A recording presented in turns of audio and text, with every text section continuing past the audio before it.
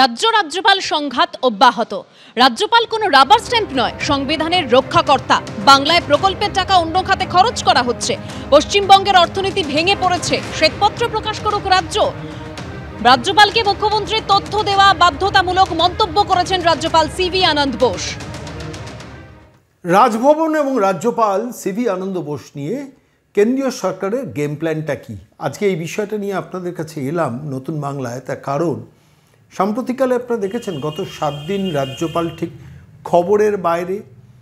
এ রাজ্যের মুখ্যমন্ত্রী বা এ রাজ্য সরকার রাজ্যপালকে ক্রমাগত যে আক্রমণগুলো করে যাচ্ছিলেন, বিশেষ করে লোকসভা নির্বাচন এবং তার পরবর্তী অধ্যায়ে, গত 7 দিন ধরে কেমন যেন স্তিমিত হয়ে গেছে। অ্যাকশন প্ল্যানটা কী?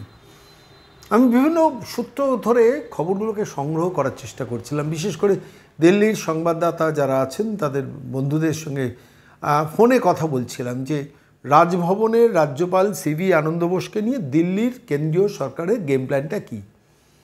আমি আজকে নির্দিষ্টভাবে কিছু তথ্য আপনাদের কাছে পেশ করব। আপনারা দেখুন যে রাজ্যপাল, আজকে যখন আপনাদের কাছে কথা বলছি, রাজ্যপাল পশ্চিমবঙ্গ সরকারের আর্থিক অবস্থা ভেঙে পড়েছে, ফাইন্যান্সিয়াল কন্ডিশন ব্রেকডাউন করেছেন, এটা স্পষ্টভাবে সংবাদ মাধ্যমের কাছে, সংবাদ সংস্থার কাছে বলেছেন। সম্ভবত দিল্লি থেকে বলেছেন। কি বলেছেন আমি একটু পড়ে শোনাই, তারপর আমি বলছি। রাজভবন সম্বন্ধে বেশ কিছু খবর আমার কাছে আছে, আমি সেগুলো নিয়ে আপনাদের কাছে আসছি। যেখানে বলছে, the governor who has asked the state government to come up with a white paper on the state's finances alleged that the financial management in the state is sturdy, adding that depending on the white paper he will make up his mind about taking action as per the constitution. অর্থাৎ financially যে সরকার ভেঙে পড়ছে, পশ্চিমবঙ্গ সরকার ভেঙে পড়ছে, সেইটার ব্যাপারে তিনি কি অ্যাকশন নেবেন সেটা তিনি জানাবেন। In many respects the financial management is very টার্ডি, very poor, lopsided in Bengal. I could also come out to the conclusion that in many respects the budget of the finance is seeing a breakdown. কে বলছেন? রাজভবন থেকে রাজ্যপাল বলছেন, সম্ভবত দিল্লিতে বসে সংবাদ মাধ্যমের সামনে বলেছেন।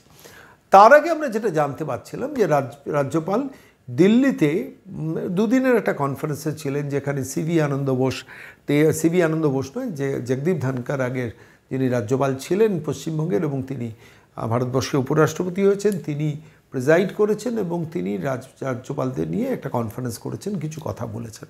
সেটা তো হলো একটা দিক। দ্বিতীয় দিক হচ্ছে, বেরিয়ে এসে পরবর্তীকালে পশ্চিমবঙ্গের কোনো মিডিয়া ধরতে পারেনি, কিন্তু সর্বভারতীয় সংবাদ সংস্থা তাকে যখন ধরেছেন তখন পশ্চিমবঙ্গের অর্থনীতি নিয়ে তিনি মুখ খুলেছেন, কিছু কথা বলেছেন।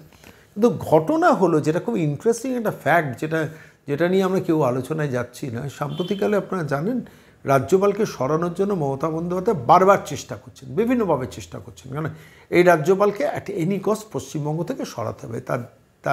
তার বিরুদ্ধে দুজন মহিলা, প্রথমে একজন মহিলা, তারপরে দ্বিতীয় একজন মহিলা, তাঁরা অভিযোগ জানিয়েছিলেন যে যৌন নির্যাতন সংক্রান্ত অভিযোগ জানিয়েছিলেন, এবং তার প্রেক্ষিতে কলকাতা পুলিশের তরফ থেকে বিনীত গোয়েল এবং ডিসি সেন্ট্রাল ইন্দিরা মুখোপাধ্যায় তাঁরা অ্যাকশন ইনিশিয়েট করার চেষ্টা করছিলেন। হিয়া স্ট্রিট থানায় এফআইআর হয়েছিল, সেই এফআইআর বিরুদ্ধে তদন্ত করার চেষ্টা করছিলেন, এবং ওই রাজভবনে যে ভদ্রমহিলা কন্ট্রাকচুয়াল কর্মী যিনি অভিযোগটা করেছিলেন, তার অভিযোগের ভিত্তিতে তাকে বাধা দেওয়ার জন্য রাজভবনের 4 জন আধিকারিকের বিরুদ্ধে পুলিশ এফআইআর করে, কলকাতা হাইকোর্ট সেটাতে স্থগিতাদেশ দেয়। এসব অনেক কিছু চলছিল, এবং রাজ্যপালের ব্যাপারে রাজ্যের মুখ্যমন্ত্রী অভিযোগ জানান যে রাজভবনে কেউ যেতে ভয় পাচ্ছেন, মহিলা ঘটিত একটা অভিযোগ এসছে, এবং সেই মন্তব্য করার পর তার পরবর্তীকালে আমরা দেখেছিলাম সায়ন্তিকা বন্দ্যোপাধ্যায় এবং আরেকজন ভগবান গোলার সদ্য নির্বাচিত বিধায়ক, তারা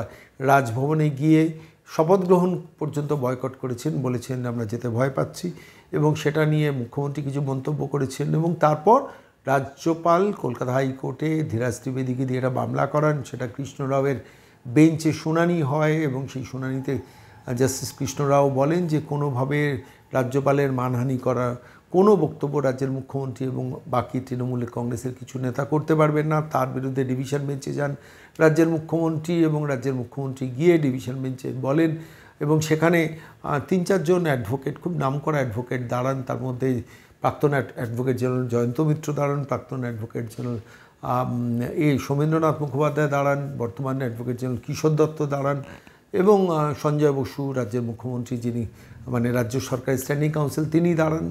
লক্ষ লক্ষ টাকা খরচা করে কলকাতা হাইকোর্টে সে মামলা হয়। রাজ্যপাল করেন, রাজ্যের মুখ্যমন্ত্রীর বিরুদ্ধে, রাজ্যের মুখ্যমন্ত্রী রাজ্য কোষাগারের খরচে আবার রাজ্যপালের বিরুদ্ধে মানে সেটাকে মুক্তি চাওয়ার জন্য, অর্থাৎ সিঙ্গল বেঞ্চের রায় থেকে মুক্তি পাওয়ার জন্য সেটাতে মামলা করেন। যাই হোক, সেগুলোতে সামগ্রিক ঘটনা। আমি এত কিছু বর্ণনা করলাম এই কারণে যে আলটিমেটলি রাজ্যপাল বনাম রাজ্যের মুখ্যমন্ত্রীর এই লড়াইয়ে প্রেক্ষিতটা বুঝতে হবে। এই প্রেক্ষিতটা হচ্ছে রাজ্যের মুখ্যমন্ত্রী বা রাজ্য সরকার Trinamool Congress at any cost CV Ananda বোসকে রাজভবন থেকে সরাতে চাইছে, এবং সেটার জন্য এই প্রেশার ক্রিয়েট টেকনিকটা। তার মধ্যে আরেকটা খবর আপনাদের বলা দরকার, যে প্রথম যে মহিলা অভিযোগ জানিয়েছেন তিনি সম্প্রতি, আমি একটি সংবাদ মাধ্যমে দেখছিলাম, তিনি তার অভিযোগ নিয়ে এগোতে চাইছেন না বলে জানিয়ে দিয়েছেন। এবার দ্বিতীয় যে মহিলা, তিনি রাজভবনের মহিলা, তিনি কন্ট্রাকচুয়াল মহিলা কর্মী ছিলেন, সম্ভবত রাজভবন এখন কন্ট্রাকচুয়াল কাজ হিসেবে করছেনও না। এই সব ঘটনাগুলো নিয়ে ক্রমাগত রাজ্যের মুখ্যমন্ত্রী রাজ্যপালের সঙ্গে বৈঠকে না বসে সরাসরি রাজ্যপালকে অ্যাকিউজ করার দিকে যাচ্ছিলেন। লক্ষ্য, ইন্টেনশন ওয়াজ ভেরি ক্লিয়ার, যে দিল্লির ওপর প্রেশার ক্রিয়েট করে সিভি আনন্দ বোসকে রাজভবন থেকে সরানো। কারণটা কি? এটাই হচ্ছে মূল জায়গা।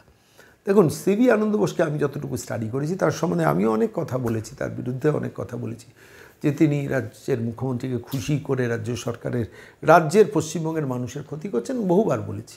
কিন্তু সিভি আনন্দ বোস ক্যারেক্টারটাকে আমি যতটা অ্যাসেস করেছি, মানে রাজভবনের রাজ্যপালকে আমি যতটা অ্যাসেস করেছি, আমার যেটা মনে হয়েছে একটু নাছোড়বান্দা টাইপের মেন্টালিটির ভদ্রলোক। নাছোড়বান্দা, কিল খাই, চড় খাই, ঘুষি খাই, কিন্তু লড়ব। আমার নিজের একটা মানে আমার নিজের অ্যাসেসমেন্টটা বলছি। সাম্প্রতিককালে আপনারা দেখেছেন কেন্দ্রীয় সরকার থেকে 9টি রাজ্যের রাজ্যপালকে ট্রান্সফার করা হয়েছে। যখন এই খবরটা সংবাদ মাধ্যমে বেরোলো, আমি প্রথমেই চোখ বোলাচ্ছিলাম সেখানে পশ্চিমবঙ্গের রাজ্যপালকে অন্য রাজ্যে সরানো হয়েছে কিনা। কিন্তু পশ্চিমবঙ্গের রাজ্যপাল সিভি আনন্দ বোসকে রাজভবন থেকে কিন্তু সরানো হলো না। উল্টে কি দেখলাম, যে 9 জনকে সরানো হয়েছে, তার মধ্যে সিটিং রাজ্যপাল কতগুলো রাজ্যে ছিলেন তাঁদের সরানো হয়েছে। কিন্তু পশ্চিমবঙ্গের রাজ্যপালের বিরুদ্ধে এ রাজ্যের মুখ্যমন্ত্রী ক্রমাগত আক্রমণ করার পরও এই রাজ্যপালকে সরানো হলো না। এই মেসেজটা কিন্তু দিল্লির সরকার থেকে পশ্চিমবঙ্গ সরকারকে দিয়ে দেওয়া হলো, অ্যাট এনি কস্ট আপনি যতই চেষ্টা করুন, আমরা সিভি আনন্দ বোসকে রেখেই পুরো গেম প্ল্যানটা তৈরি করছি, এটা আমার নিজের মনে হয়েছে। তারপর থেকেই দেখছি এ রাজ্যের মুখ্যমন্ত্রী বলুন, মমতা বন্দ্যোপাধ্যায় বলুন, শাসক দল বলুন, তারা কিন্তু রাজ্যপালকে নিয়ে যে লড়াইটা শুরু করেছিলেন, সেটা মাঝপথে কীরকম একটা স্তিমিত, শান্ত আছে, আবার রিজিউম করতে পারেন, অস্বাভাবিক কিছু নয়। রাজভবনের সঙ্গে নন কোঅপারেশন, কিন্তু একটা রাজভবনের সঙ্গে নন কোঅপারেশন করে রাজ্যের তো ক্ষতি আলটিমেটলি। কথায় কথায় আদালত, রাজ্যপালের এডুকেশন মানে উপাচার্য নিয়োগ নিয়ে হাইকোর্ট, সুপ্রিম কোর্ট, রাজ্যপালের মানহানি নিয়ে হাইকোর্টের ডিভিশন বেঞ্চ, এতে তো আলটিমেটলি সরকারেরও টাকা যাচ্ছে, সময় যাচ্ছে, এনার্জি যাচ্ছে। এবং বিল আটকে রেখেছেন বলে অভিযোগ জানাচ্ছেন রাজ্যপাল, বলছেন আমি কোনো বিল আটকে রাখিনি, রিভিউ করার জন্য আমি ভারতবর্ষের রাষ্ট্রপতির কাছে পাঠিয়েছি, সব চলছে।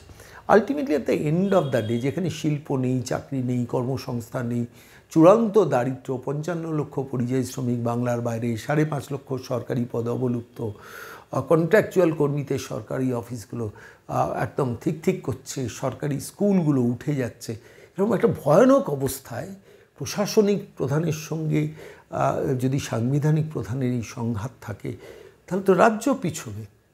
কিন্তু কেন্দ্রীয় সরকারের অ্যাটিচিউডটা আমার কাছে মনে হয়েছে যে রাজ্যপালকে না সরিয়ে পশ্চিমবঙ্গে রেখে দিই। যদি এই মুহূর্তে পশ্চিমবঙ্গ থেকে রাজ্যপালকে সরিয়ে নিতেন, তাহলে পশ্চিমবঙ্গের রাজ্যপাল সম্বন্ধে এ রাজ্যের মুখ্যমন্ত্রী যে অভিযোগগুলো তুলছেন, সেটাকে কেন্দ্রীয় সরকার মান্যতা দিল বলে তৃণমূল প্রচার করত। এই জায়গাটা কিন্তু কেন্দ্রীয় সরকার অ্যালাউ করেনি। তা নাহলে হয়তো সিভি আনন্দ বোস সরে যেতেন নর্মাল কোর্সে। আর সিভি আনন্দ বোসের সঙ্গে নন কোঅপারেশনে যে গণ্ডগোলগুলো চলছে সেই প্রেক্ষিতে, কিন্তু মহিলা ঘটিত অভিযোগের প্রেক্ষিতে কেন্দ্রীয় সরকার সিভি আনন্দ বোসকে সরিয়ে নিলেন, তাহলে তো সিভি আনন্দ বোসের সম্বন্ধে অভিযোগকে মান্যতা দেওয়া হচ্ছে বলে সংবাদ মাধ্যমে তৃণমূল প্রচার করবে। সেইটাকে কেন্দ্রীয় সরকার কিন্তু দিল না। এক, দ্বিতীয়ত এই যে আর্থিক নীতি নিয়ে রাজ্যপাল যে আক্রমণটা করছে পশ্চিমবঙ্গ সরকারকে, এটা ঘটনা। পশ্চিমবঙ্গ সরকার কিন্তু এখন দেউলিয়া হওয়ার জায়গায় পৌঁছে গেছে। ফলত আলটিমেটলি যে জায়গাটা দাঁড়ালো, যে যে সিভি আনন্দ বোসকে সামনে রেখেই এখন কিছুদিন কেন্দ্রীয় সরকার কিন্তু পশ্চিমবঙ্গ সরকারকে চেপে ধরার প্ল্যানিংয়ের দিকেই যাচ্ছে। পরবর্তীকালে পশ্চিমবঙ্গ সরকার যখন স্ট্যান্ডটাকে একটু শিথিল করবে তখন কোনো একটা অবসরে সিভি আনন্দ বোসকে অন্য রাজ্যে সরিয়ে এখানে হয়তো আরেকজন কোনো পাকাপোক্ত রাজ্যপালকে নিয়ে আসবেন। এটাই আমার অ্যাপারেন্টলি মনে হচ্ছে। খুব ইন্টারেস্টিং ঘটনা। মানে আমরা সবাই আশঙ্কা করেছিলাম যে রাজ্যপাল বদল হবেন, কিন্তু রাজ্যপাল হলেন না, উল্টে দিল্লিতে গিয়ে কনফারেন্স অ্যাটেন্ড করছেন এবং সেখান থেকে বেশি তীব্র ভাষায় পশ্চিমবঙ্গ সরকারকে আক্রমণ করলেন আর্থিক নীতি নিয়ে, যে আর্থিক নীতি নিয়ে সত্যিই পশ্চিমবঙ্গ ভেঙে পড়ছে সেটা নিয়ে আক্রমণ করলেন। কিন্তু প্রশ্নটা আমার একটা অন্য জায়গায় রয়েছে, রাজ্যপাল যা বলেন কতটা করেন। ইন্দিরা মুখোপাধ্যায় এবং ডিসি সেন্ট্রাল এবং বিনীত গোয়েল সম্বন্ধে বলেছিলেন না যে কেন্দ্রীয় সরকারকে আমি অ্যাকশান নেওয়ার জন্য বলেছি, ওরা অসাংবিধানিকভাবে আমাকে আক্রমণ করেছেন, মানে আমার বিরুদ্ধে এফআইআর করে তদন্ত করছেন, যেটা করতে পারে না, আমার সাংবিধানিক রক্ষা কবচ আছেন।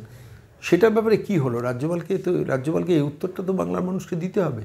যা বলেন তিনি করেন না বলেই তার বিরুদ্ধে এত সমালোচনা আমরা করি, কিন্তু এ রাজ্য সরকার তাকে সরানোর জন্য যে প্রক্রিয়াটা চেষ্টা করছেন তার পেছনে লুকিয়ে আছে কিন্তু রাজ্যপালের এই নাছোড়বান্দা মানসিকতা, যেটা কিন্তু মমতা বন্দ্যোপাধ্যায় ভয় পাচ্ছেন কোনো জায়গায়, যে এই নাছোড়বান্দা মানসিকতার লোক যদি রাজভবনে বসে থাকেন তাহলে তো পশ্চিমবঙ্গ সরকারের এই যে চূড়ান্ত দুর্নীতি, এটা নিয়ে প্রতি পদে পদে একদিকে আদালতে ধাক্কা খাচ্ছে, এদিকে রাজ্যপালও যদি ধাক্কা দিতে থাকেন তাহলে যাবেন কোথায় মুখ্যমন্ত্রী? করাপশন তো কমাবেন না, কমানোর কোনো লক্ষ্য নেই।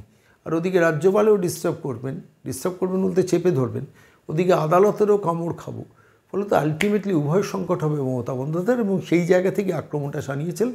কিন্তু ইন্টারেস্টিং যেটা, গত 7 দিন ধরে পশ্চিমবঙ্গের মুখ্যমন্ত্রী বলুন, পশ্চিমবঙ্গ সরকার বলুন, কেমন যেন একটা অদ্ভুতভাবে রাজ্যপালের ব্যাপারে নীরবতা পালন করছেন। বুঝেছেন বোধহয় যে কেন্দ্র সাড়া দিচ্ছে না।